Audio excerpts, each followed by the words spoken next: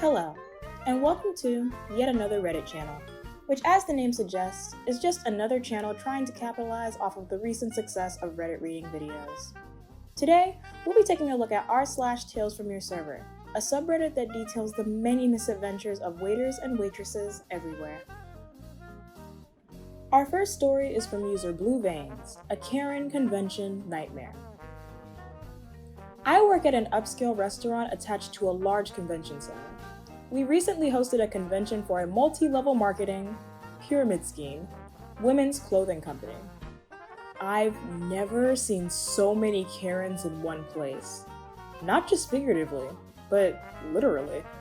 It wasn't uncommon to have two actual Karens seated at one table together. This is a particularly dangerous situation as this multiplies the Karen effect exponentially. The two primary Karen drinks of choice are typically either a Cosmo or Chardonnay. It is from these potions that they derive their evil powers. Well, needless to say, the Cosmos and Chardonnay were flowing like water. The bar started to mix 4 to 6 Cosmos at once and pop multiple bottles of Chard simultaneously, just to keep up with the frenzied demand. Trouble was clearly brewing. This was the recipe for a disaster. As the Karens began to migrate from the bar to their respective tables for dinner service, the orders started coming into the kitchen. Naturally, everything was special ordered to accommodate their litany of dietary issues and whatever fad diets they were currently participating in. Keto, paleo, macro, vegan, take your pick. This is a trap. Special orders take time, are more difficult to accurately execute, and bog down the flow of the kitchen, increasing ticket times. This is exactly what the Karens want to happen. They were setting up the attack. Little did they know that we were ready and waiting for them. We had called in the cavalry and manned the lines twice as deep. You could see the looks of confusion and dismay on their faces when their orders came out correctly and on time. We had neutralized the Karens. The night was drawing to an end before one particularly evil and vile table of Karens came in just before close. No doubt, these were pros, not to be taken lightly. Coming from the bar, they immediately notified me, their server, upon stating that they were very upset. Right out of the gate, they put me on defense. Inquiring as the problem, they notified me that they were offended that the bar didn't try to upsell them from the 2 glasses of Chardonnay to a whole bottle. This was a new move. I hadn't seen this one before. Being offended because someone gave you exactly what you asked for? Brava! I was not prepared for this expert tactic. But before I could offer a solution, the Mecha Karen dropped the mother of all Karen bombs.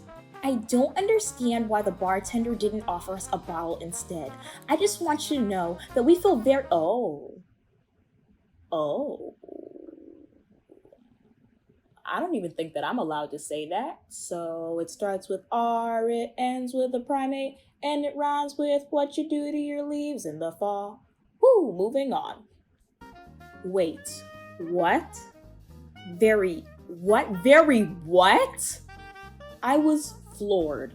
I've seen some Karen moves before, but this was the most outrageous and disgusting I've ever encountered. That's not the term you use because you paid $12 more for your wine by ordering multiple individual glasses instead of ordering a bottle in the first place. You don't throw that word around. That's on you, Karen. Not even knowing how to respond to that and being short for words for one of the only times in my life, all I could muster was, well, that's certainly very strong verbiage. I'll give you some more time to look over the menu. I left the table and immediately went to the manager. Explaining what just transpired, I flatly told the manager that I was not comfortable waiting on a guest who was not only apparently intoxicated to some degree, but that would also use such inappropriate language so casually. Shockingly, the manager agreed. She went to the table and let them know that they were welcome to place an order for food through her, but would not be served any more alcohol at that point. They thought they were playing the mother of all power moves, but in reality, they had overplayed their hand and crossed the line. The Karens knew they had been defeated.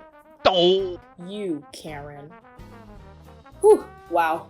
I'm pretty sure this is every sane human being's worst nightmare. A cesspool of Karen energy. Ugh. I get chills just thinking about it. So sorry you had to deal with that, OP. Our next story is from user Super Rad Death Ninja. Years ago, late 90s, I was working in a mom and pop pizzeria in a small town in Northern California. This particular pizza joint was outside a large, very expensive gated community.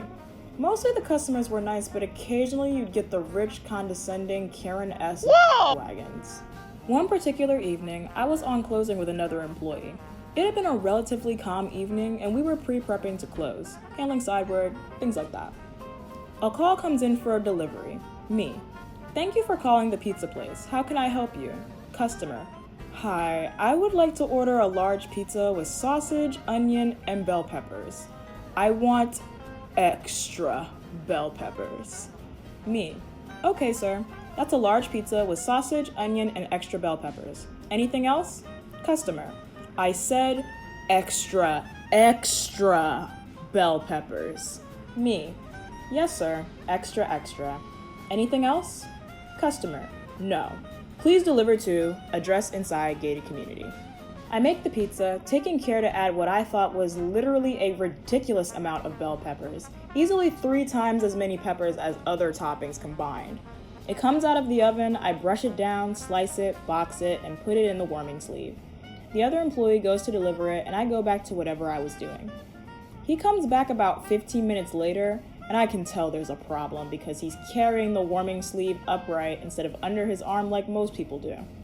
He comes to me and said the customer was, quote, disgusted that we couldn't follow simple instructions and add extra bell peppers. Just then the phone rings, and it's the customer. Customer. Is this the person I spoke to earlier about my pizza? Me. Yes, sir, it is. Customer. I thought I made myself abundantly clear in my original call, but apparently you need things spelled out for you. When I say extra, I mean extra. Think you can get it right this time? Now, I had been spoken to like an idiot plenty of times, and this wasn't even in the top 10 of customers. However, his insistence that I hadn't heard his original instruction or forgot when I clearly hadn't made me quite angry. So I told him I would remake it, and he should have it in about 30 minutes. I hung up the phone and turned to the other employee. Did you prep the bell peppers for tomorrow already? He nodded. Would you bring them out from the walk-in? I'll prep more for you later. If this guy wanted extra, well, here we go! I'm gonna give him extra. At this point, I got a new pizza dough and proceeded to remake this pizza and murdered it with literally half a day's prep worth of bell peppers. I put them in the dough, under the sauce, in the sauce, under the cheese, in the cheese, as well as on top. No exaggeration, there was easily 6 bell peppers in this pizza. There were so many peppers in this pizza, it lost its structure and took 2 spatulas to slide out of the oven. There were so many peppers, the box sagged in the middle from the extra weight. I sent it out with a note saying, sorry for the inconvenience, and a 10% off coupon for the next time they ordered from us. Before the delivery guy even got back, the phone rang, and to be expected, it was the customer. Customer, is this the person I spoke to about my pizza with extra bell peppers? Me. Yes, sir, it is. Were we able to achieve your expectations? Customer. I just wanted to call and say, thank you! You guys finally got it right! I could literally hear the smile in his voice and realized he was being sincere. This is the most perfect pizza I could have hoped for. Can you always make them like this for me? It's absolutely wonderful. Thank you so much. And then hung up. I literally stood there speechless. This guy ordered from us several times that summer and always wanted his pizza with extra bell peppers like that one time. And I always caught a of grief from my coworkers. I can't even imagine the terror that goes to the hearts of your fellow employees when this man calls. Oh God, don't answer it! Don't answer! Everybody run! What? Why not? What's happening? Oh God, it's too late! He's here! It's Mr. Pepper! Our last post for today is from user Ghosty18. How often do your customers try to lie to you? All of these happened last night at work. 1. Lady walked in with Solo Cup. We only have wine and beer, and we can't allow outside cups in because they could have liquor and we could be fined. I had to yell, "Ma'am," 3 times before she acknowledged me, and she definitely heard me the first time. I told her she couldn't bring it in. She goes, "Fine, it's just water." I give her a pointed look and she drinks the rest of the cup and asks where to put it. I just say I'll take it. She shoves the crushed cup in my hand, and what spills all over my host stand? Dark purple liquid, what I assume to be wine. 2. 10 Top comes in. Their whole party isn't here, so they have to wait. It's just the teenage kids, and I don't say much, but that they'll have to wait. Their parents come in, and I seat them at a 4-top booth and a 6-top table right next to each other.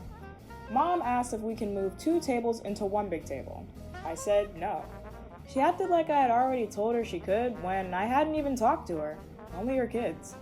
She then says, "That's fine, we'll just put a chair at the end of the booth." I told her we can't do that as the aisle is very small and no servers or food runners would be able to get past it. She goes, "Well, how are 5 supposed to fit in there? We have 5 kids. You said we could sit like that." I told her, "No, you did not tell me that, and I did not say that. Your kids came in and told me you had 10, that's all. If you wanted to sit a certain way, you should have came in yourself instead of making your kids wait 20 minutes for you." 3. Someone tried to tell us that online it says we close at 11 last night. Not true, nor has it ever been true. We close at 9. 4.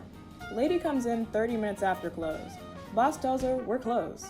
Lady says, "Oh, we're actually here to join a party." Boss says, "You can go say hi, but our kitchen is being cleaned out right now for the night." The lady doesn't even come in to say hi to our party. She just leaves with her kids. There was no one in there that mentioned having joiners. If they did, we wouldn't have sat them until everyone was there anyways.